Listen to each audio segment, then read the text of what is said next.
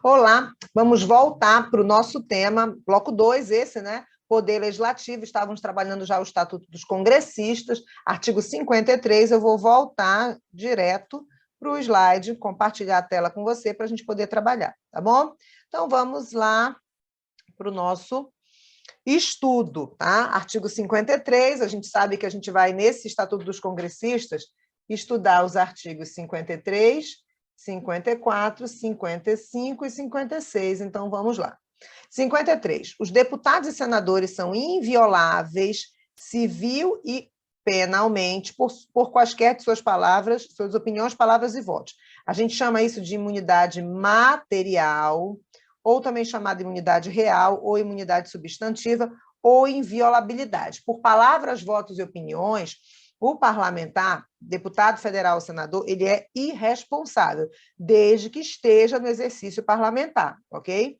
Então, o artigo 53, caput, estabelece a imunidade material quanto às palavras, votos e opiniões, desde que proferidos em razão de suas funções parlamentares, no exercício e relacionados ao mandato, não se restringindo ao âmbito do Congresso Nacional, tá? Ele pode estar exercendo o seu mandato fora do Congresso Nacional. Assim, mesmo que o parlamentar esteja fora do Congresso Nacional, mas exercendo sua função parlamentar federal, em qualquer lugar do território nacional, será irresponsável civil e criminalmente, ok? Mas tem que estar na função parlamentar. Aí eu trago aqui várias jurisprudências para você durante os dispositivos, tá? Vamos ver uma aqui, olha. A inviolabilidade, que é o artigo 53 caput, tá? Artigo 53 caput, ela alcança todas as manifestações do congressista, onde se possa identificar um laço de implicação recíproca entre o ato praticado, ainda que fora do recinto do exercício, ainda que fora do estrito exercício do mandato, e a qualidade de mandatário político, desde que se possa identificar um laço de implicação recíproca entre o ato praticado, ainda que fora do estrito exercício do mandato, e a qualidade de mandatário político, tá? Tem que ter essa identificação. Outra jurisprudência do Supremo. A cláusula de inviolabilidade constitucional, que impede a responsabilização penal e ou civil do membro do Congresso Nacional por suas palavras, opiniões e votos, também abrange, sob seu manto protetor, as entrevistas jornalísticas, a transmissão para a imprensa do conteúdo de seus posicionamentos ou de relatórios produzidos nas casas legislativas e as declarações feitas aos meios de comunicação social, eis que tais manifestações, desde que vinculadas ao desempenho do mandato, qualificam-se como natural projeção do exercício das atividades parlamentares, ok? Outra jurisprudência. A imunidade material, prevista no artigo 53 caput da Constituição, não é absoluta, pois somente se verifica nos casos em que a conduta possa ter alguma relação com o exercício do mandato. Então, ela não é absoluta, tem que haver relação com o exercício do mandato.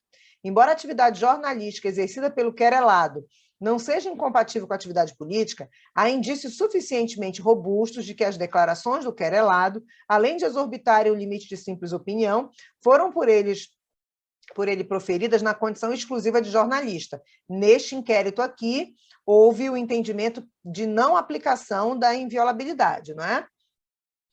E aí a gente chega no parágrafo 1º. O parágrafo 1º a gente chama de prerrogativa de foro por exercício da função ou simplesmente foro privilegiado.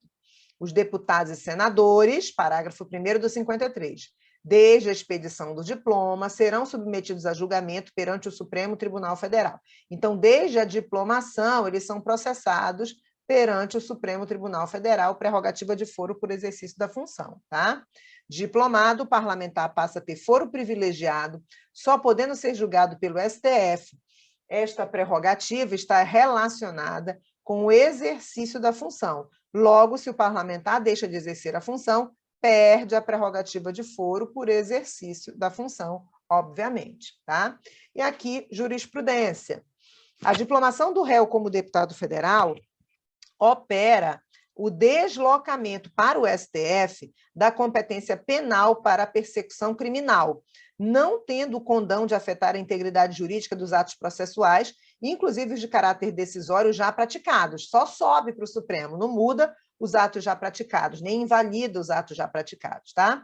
Com base no ordenamento positivo vigente à época de sua efetivação por órgão judiciário até então competente, porque até a diplomação, o órgão judiciário onde estava tramitando o processo, em tese, era órgão competente, ok? Outra jurisprudência do Supremo. A instauração do procedimento a que se refere o artigo 22 da Lei Complementar 64 de 90, pertinente ao suposto envolvimento de membro do Congresso Nacional em alegado abuso de poder econômico, considerada a natureza jurídica das sanções do direito eleitoral nele imponíveis, não torna invocável, por isso mesmo, para efeito de seu processamento, a prerrogativa de foro perante o Supremo, eis que esse procedimento disciplinado pela Lei Complementar 64 de 1990, artigo 22, objetiva, em última análise, viabilizar a imposição de sanção de direito eleitoral desvestida de natureza criminal, ok? Aqui é a aplicação da Lei Complementar 64, que trata, inclusive, de inelegibilidades, né? Parágrafo 2º, tá? Desde a expedição do diploma, os membros do Congresso Nacional não poderão ser presos, salvo em flagrante de crime inafiançável. Nesse caso, os autos serão remetidos dentro de 24 horas à casa respectiva para que, pelo voto da maioria de seus membros, resolva sobre a prisão. Essa aqui é uma imunidade em relação à prisão, ok? Em relação à prisão. O parlamentar pode ser preso? Pode, mas ele só pode ser preso em flagrante delito de crime inafiançável, ok? De outra forma, ele não vai ser preso, não poderão ser presos, salvo em flagrante de crime inafiançável. E quando ele é preso em flagrante de crime inafiançável, os autos do inquérito serão remetidos dentro de 24 horas ou à Câmara ou ao Senado, que é a casa respectiva, e ela vai resolver sobre a prisão pelo voto de maioria absoluta de seus membros, ok? Sem mistério nenhum. Trata-se de imunidade formal, aqui, não é?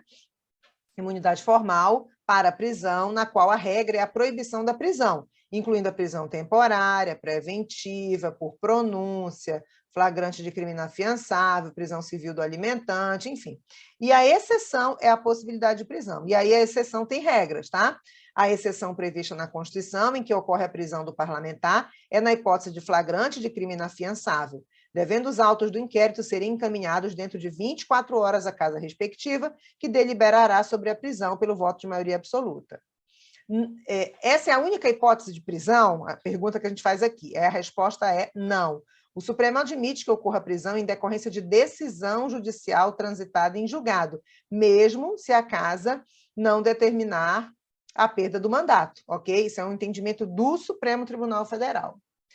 Parágrafo 3º. Parágrafo 3º, 4º e 5º fala de imunidade formal processual, tá? 3º, 4º e 5º. Deixa eu até anotar aqui.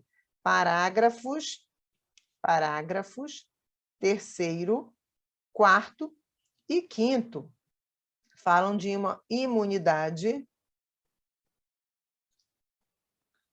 formal processual, tá? Então, vamos lá. Recebida a denúncia contra senador, deputado, por crime ocorrido após a diplomação, após, não é antes, tá? Após a diplomação, o Supremo Tribunal Federal dará ciência, ele não vai pedir autorização, ele vai dar ciência à casa respectiva, que por iniciativa de partido político, a iniciativa não é do parlamentar processado, é do partido político nela representado, qualquer partido, e pelo voto da maioria de seus membros, maioria de seus membros é maioria absoluta, poderá, até a decisão final, sustar o andamento da ação, ok?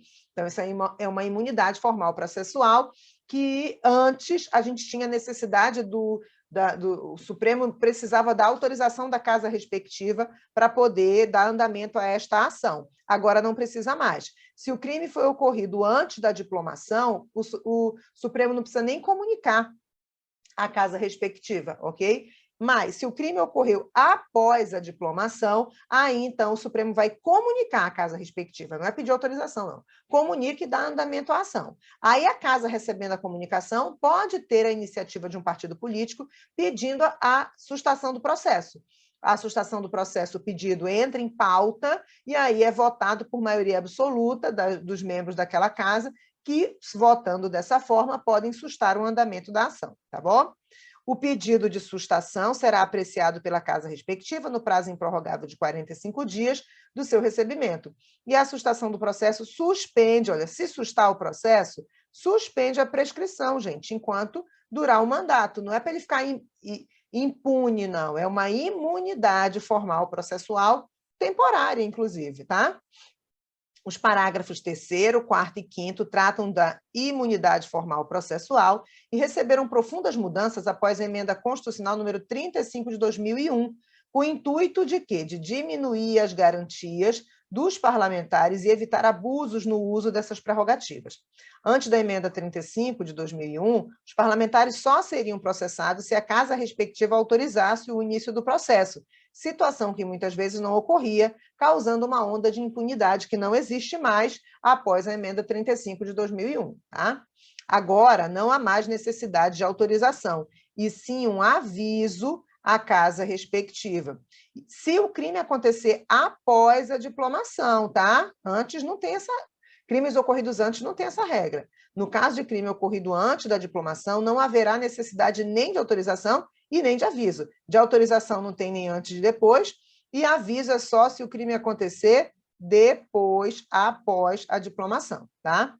A casa que recebe o comunicado poderá, até o final da ação penal, sustar o andamento dessa ação, mas para isso deverá ser protocolizado o pedido de sustação feito por um partido político nela representado, e não pelo parlamentar processado, tá? Então, porque seria muito fácil o parlamentar processado pedir para a casa para votar a sustação do seu processo. Não, a emenda 35 impôs que que um partido, pode ser o partido dele ou outro, é que protocole. Então, a pessoa jurídica do partido vai, em tese, se expor para defender aquele parlamentar. Então, a diretoria do partido, enfim, o partido vai analisar isso, tá? Ou seja, é um obstáculo a mais.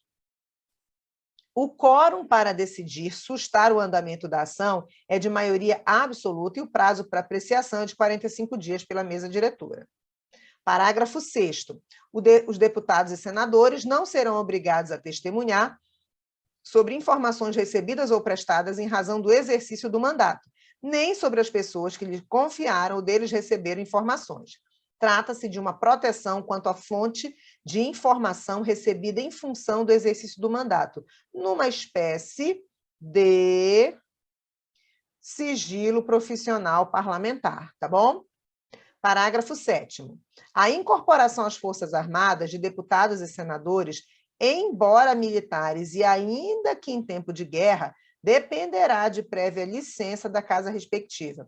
Então, olha só a observação que eu faço aqui para você. Mesmo que o parlamentar seja militar inativo e indiretamente ligado às Forças Armadas, cujo comandante supremo é o presidente da República, e ainda em tempo de guerra, é necessária a licença da casa respectiva para que ele seja convocado para atividade militar. Isso é para manter a integridade do poder legislativo e evitar que o presidente da República, como chefe das Forças Armadas, comandante supremo das Forças Armadas, possa interferir e retirar parlamentares, por exemplo, da oposição, enfim, interferir na composição da Câmara, Senado e, obviamente, consequentemente, composição do Congresso. Tá? Parágrafo 8º. As imunidades de deputados ou senadores subsistirão durante o estado de sítio, só podendo ser suspensas mediante o voto de 2/3 dos membros da casa respectiva. Então, as imunidades vão ser mantidas mesmo em estado de sítio, que é o estado mais severo. O sítio é mais severo que o estado de defesa. Só podendo ser suspensas mediante voto de 2/3 dos membros da respectiva casa, no caso de atos praticados fora do recinto do Congresso e que sejam incompatíveis com a execução da medida do estado de sítio. Vamos imaginar um parlamentar que discordou da autorização para o estado de sítio, foi voto vencido, Aí o estado de sítio está vigente, né, com restrição de circulação das pessoas na rua, enfim, com várias restrições. Aí esse parlamentar vai para a rua incitar a população a desobedecer as medidas do estado de sítio. Ele cometeu ato fora do Congresso, do recinto do Congresso, incompatível com a medida do estado de sítio. Então, a casa, por 2/3, a casa respectiva dele, ou Câmara ou Senado, deputado federal seria a Câmara. A casa pode decidir pela sustação das imunidades desse parlamentar, tá bom? A imunidade do parágrafo 8º busca manter a integridade da Casa Legislativa, mesmo em períodos de instabilidade política, mantendo a imunidade de seus integrantes, salvo se cometerem atos fora do recinto do Congresso Nacional e incompatíveis com a medida. E, mesmo assim, somente após voto de 2/3 de seus membros seriam suspensas tais imunidades, tá bom? Aí a gente faz a pergunta: as imunidades são renunciáveis? O parlamentar pode renunciar às imunidades? Não, tá? As imunidades são irrenunciáveis, pois decorrem da função exercida e não é característica personalíssima do parlamentar, tá bom? Jurisprudência do Supremo. O Instituto da Imunidade Parlamentar atua no contexto normativo delineado por nossa Constituição, como condição e garantia de independência do Poder Legislativo, seu real destinatário em face de outros poderes do Estado. Estende-se ao congressista, embora não constitua uma prerrogativa de ordem subjetiva deste, porque a imunidade está ligada à independência do Legislativo. A questão de estender-se ao congressista é porque o congressista exerce a função legislativa, mas não constitui uma prerrogativa de ordem subjetiva do congressista. É por essa razão que não se reconhece ao congressista, em tema de imunidade parlamentar, a faculdade de a ela renunciar. Trata-se de garantia institucional deferida ao Congresso. O congressista isoladamente considerado não tem sobre ela qualquer poder de dispor, de disposição dessa imunidade, tá bom? E aí a gente vai para as vedações aos parlamentares, a gente já vai para o artigo 54, vedações aos parlamentares, é artigo 54, fechamos então o 53. Então, vedações aos parlamentares.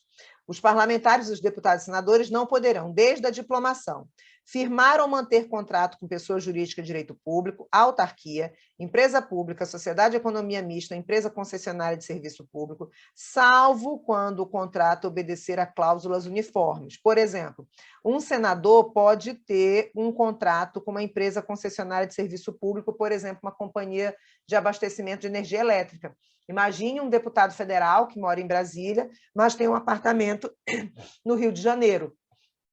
Ok? E a unidade consumidora tem energia elétrica e está no nome desse deputado federal ou senador, ok? Então, ele vai ter um contrato com a Light, que é a companhia de energia elétrica do Rio de Janeiro, do estado do Rio de Janeiro, que abastece a energia elétrica no estado do Rio de Janeiro. Então, ele vai ter um contrato com empresa concessionária de serviço público, mas é um contrato com cláusulas uniformes.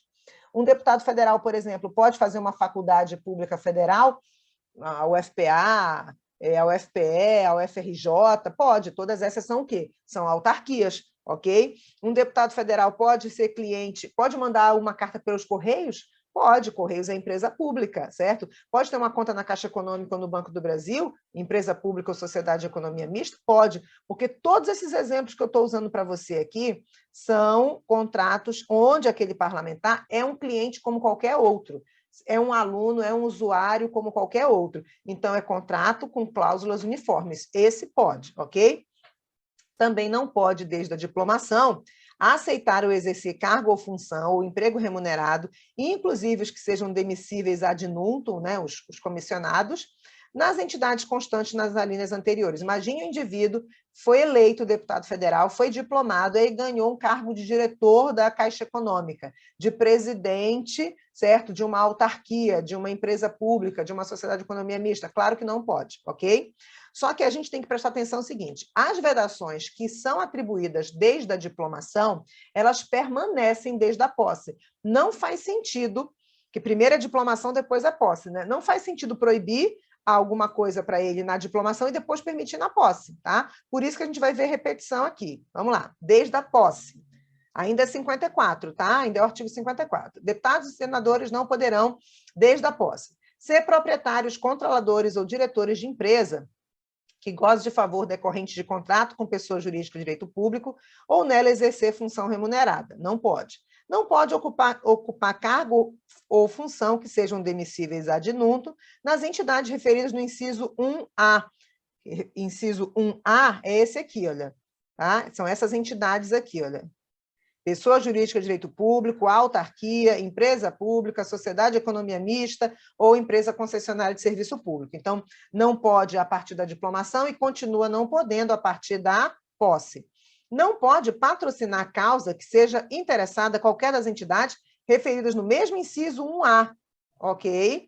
E não pode ser titular de mais de um cargo ou mandato público eletivo. Olha só que interessante. O indivíduo é vereador, e ele se candidatou a senador e ganhou a eleição como senador. Primeiro que ele não precisa renunciar ao cargo de vereador para concorrer a senador. Aí ganhou a eleição para senador. Foi diplomado. Ele não precisa sair do cargo de vereador quando ele é diplomado. Ele precisa sair quando ele tomar posse. Olha só a vedação. Ser titular de mais de um cargo ou mandato público eletivo é a partir da posse. Tá? Então, ele não pode ser vereador e senador ao mesmo tempo. Na hora que ele ganha a eleição para senador, ele tem que ficar preparado, porque para posse ele tem que deixar de ser vereador, ok? Para diplomação, não, mas para posse, sim. Agora a gente vai para o artigo 55, já superamos o artigo 54, tá? Vamos para o artigo 55. Casos de perda de mandato, tá? Então, a gente tem o seguinte, a gente tem a chamada extinção do mandato, ok? Extinção do mandato, que é um ato formal da mesa diretora, tá? Então, a perda do mandato é de ofício ou mediante provocação de qualquer de seus membros ou de partido político representado no Congresso Nacional. Isso está no artigo 55, parágrafo 3º. E tem o caso da cassação do mandato, ok? Que é o artigo 55, parágrafo 2º, que é decisão por maioria absoluta, não é decisão da mesa, é decisão dos membros por maioria absoluta, tá? Dos membros da casa respectiva. Tá aqui, olha. Mediante provocação da respectiva mesa ou de partido político representado no Congresso Nacional. Então, quando é que ocorre a extinção do mandato em que a mesa diretora, por ato formal, extingue o mandato? Quando o parlamentar deixar de comparecer em cada sessão legislativa a 1/3 das sessões ordinárias da casa a que pertencer. Você já sabe o que é sessão ordinária, são as reuniões comuns, e você já sabe o que é sessão legislativa, é aquele período de 2 de fevereiro a 22 de dezembro. Se ele faltar 1/3 das reuniões comuns durante o ano, ele perde o cargo por ato formal da mesa diretora. Não precisa nem os colegas, os parlamentares votarem. A mesa diretora pode fazer, inclusive, de ofício. Quando ele perder, isso aqui é o 1, o 2. Quando ele perdeu, tiver direitos políticos suspensos, a mesa diretora, ato formal, extingue o mandato. Quando a Justiça Eleitoral decretar a perda do cargo, nos casos previstos na Constituição, a mesa diretora extingue o mandato. Pode ser de ofício ou por provocação, mas pode ser de ofício. No caso de cassação do mandato, que é decisão por maioria absoluta dos membros, quando é que acontece isso? Quando o parlamentar infringir quaisquer das proibições estabelecidas no artigo 54, ou seja, desobedecer essas proibições aqui que a gente colocou. Quando ele desobedecer, a casa vai votar por maioria absoluta e é mediante provocação da mesa ou de partido, nunca de ofício. Aqui nunca é de ofício. Quando o parlamentar, no 2 aqui, tiver atuar, né, agir com incompatibilidade com o decoro parlamentar, cujo procedimento for declarado incompatível com o decoro parlamentar. A casa respectiva vai votar por maioria absoluta. E quando ele sofrer condenação criminal em sentença transitada em julgado, a casa vai votar por maioria absoluta. Então, tem 2 casos de perda do mandato. A chamada extinção do mandato, que é ato formal da mesa, e a cassação do mandato, que é ato de deliberação, decisão por maioria absoluta dos membros, tá bom? E aí a gente vai já para o 56, que são os casos em que não há perda do mandato. Quando é que não há perda do mandato?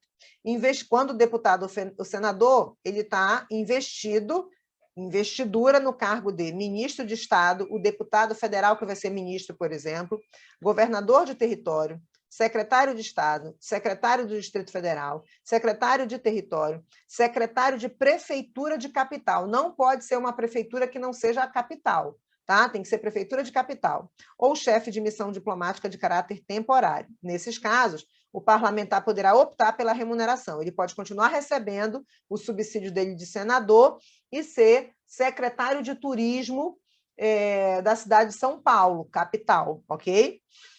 Também não perde o cargo, então esse aqui é o primeiro, também não perde o cargo licenciado pela respectiva casa por motivo de doença, com direito à remuneração e sem prazo estabelecido na Constituição, porque a licença por motivo de doença vai depender do que foi determinado no atestado médico, na licença médica, pela junta médica, tá?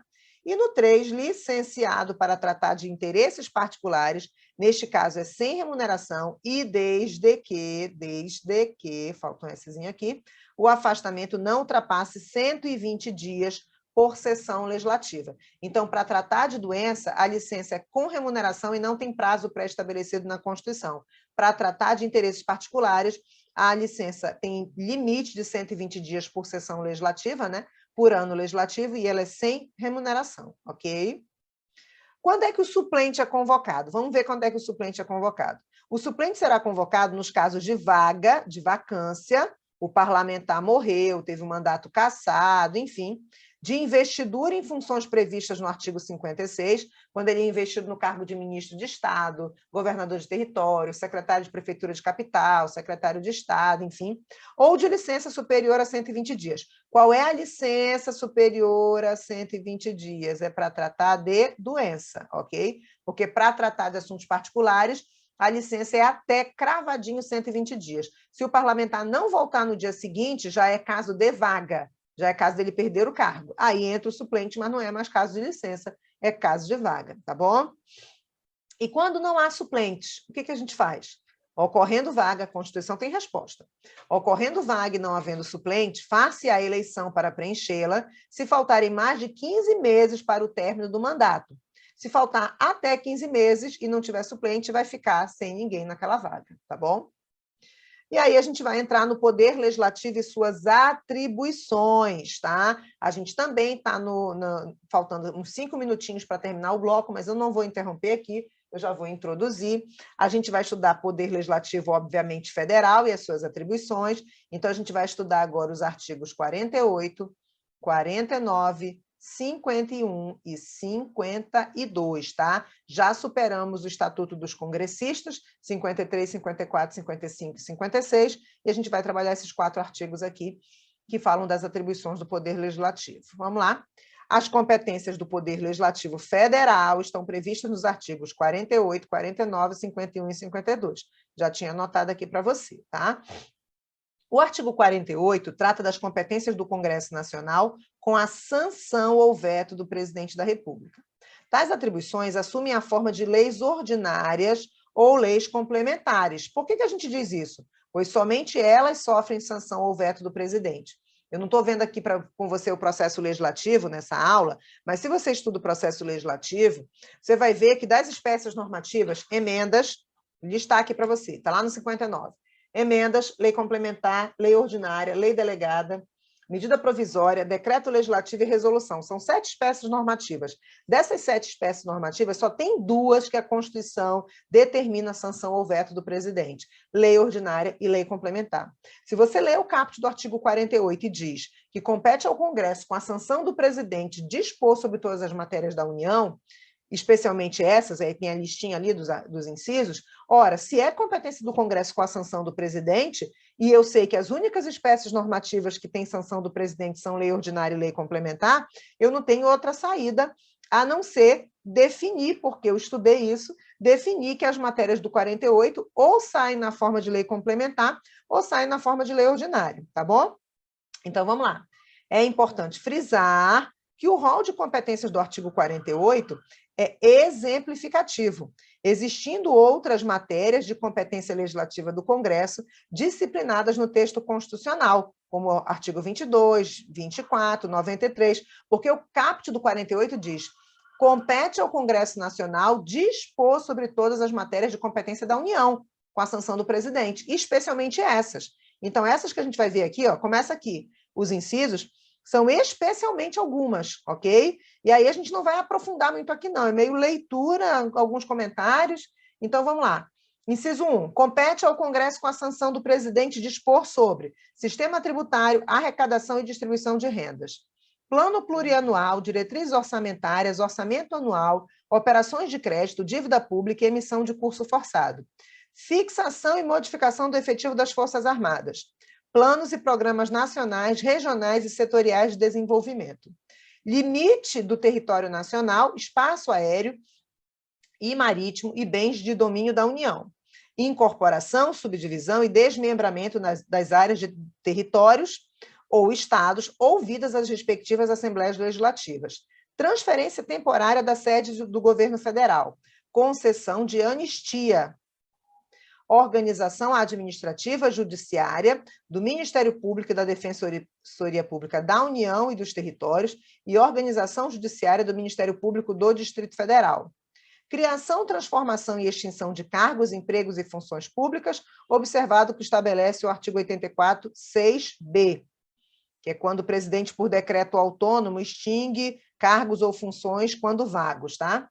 Criação e extinção de ministérios e órgãos da administração pública, telecomunicações e radiodifusão, matéria financeira, cambial, monetária, instituições financeiras e suas operações, moeda, seus limites de emissão e montante da dívida mobiliária, fixação do subsídio dos ministros do Supremo Tribunal Federal, observado que dispõe os artigos 39, parágrafo 4º, que fala do teto remuneratório dos subsídios, né? 150, inciso 2, 153, inciso 3, 153, parágrafo 2º, inciso 1, ok? Então, o que a gente vai ver aqui? Porque esse ponto aqui a gente já vai falar do 49, 51 e 52, isso vai ficar só para o próximo bloco. Essa lista aqui, que eu passei rápido, é uma lista exemplificativa. Eu afirmei, estou voltando aqui, tá? Eu afirmei para você que as matérias do 49 saem ou na forma de lei ordinária ou na forma de lei complementar. Karina, como eu vou saber aqui se é lei ordinária ou lei complementar? A Constituição, não aqui, tá? A Constituição, em outros pontos dela, ela vai dizer quando o Constituinte quis que um assunto fosse tratado por lei complementar, ele disse expressamente que o assunto deveria ser tratado por lei complementar. Se ele não disse, ok, a gente passa a identificar, a interpretar que o assunto é disciplina da lei ordinária. Quer ver um exemplo aqui? Olha, 6. Incorporação, subdivisão e desmembramento de áreas de territórios ou estados, ouvidas as respectivas assembleias legislativas. Se você estudou a organização do Estado comigo, você viu que para um novo Estado ser criado, ser desmembrado, fundido, incorporado, enfim, é necessário plebiscito, a população dos estados envolvidos e lei complementar federal. Tá? Para criar um novo Estado, lei complementar federal. Então, essa lei aqui citada seria a lei complementar federal, certo? Agora, por exemplo, limites do território nacional, tá? Espaço aéreo e marítimo e bens de domínio da União. A gente sabe que esses limites todos aqui são bens da União lá no artigo 20, se você estudou organização do Estado comigo. Mas lá não está dito que tem que ser por lei complementar a competência legislativa da União para legislar sobre isso, que é o artigo 22. Então, se não está dito que é lei complementar expressamente, sobrou para quem? Para a lei ordinária, tá? Então, não é nessa lista aqui que você vai identificar. Vai ser lá nos dispositivos diversos espalhados pela Constituição, que você já passou por vários estudando aqui comigo. E outra questão que eu quero comentar com você, usando a teoria da predominância dos interesses, tá? Lá da organização do Estado. A União tem interesse geral, Estado-membro tem interesse regional, município tem interesse local e o Distrito Federal tem um interesse híbrido, né? Porque ele é, ao mesmo tempo, de interesse regional e local, porque ele atua como se fosse um Estado e como se fosse um município. Se você olha aqui, todas essas matérias aqui são de interesse geral, ok? Transferência temporária da sede do governo, criação e extinção de ministérios, telecomunicações, radiodifusão, certo? Matéria financeira, cambial, parte toda do sistema financeiro nacional é interesse geral e é tudo competência da União, tanto legislativa quanto administrativa. Moeda, seus limites de emissão, dívida mobiliária federal, tudo interesse geral, ok? Aí eu vou fechar com você esse nosso bloco. A gente já deve ter estourado o tempo, vou fechar com você esse nosso bloco. No próximo bloco, a gente vai continuar falando das atribuições do Poder Legislativo, só que eu vou abordar aqui uns aspectos do artigo 49, 51 e 52, que não tem sanção ou veto do presidente, são atribuições indelegáveis, não é? E aí a gente vai dar sequência aos incisos que falam sobre esses artigos 49, 51 e 52, tá bom? Clica no próximo bloco que tem mais conteúdo de Poder Legislativo para você. Clica aí.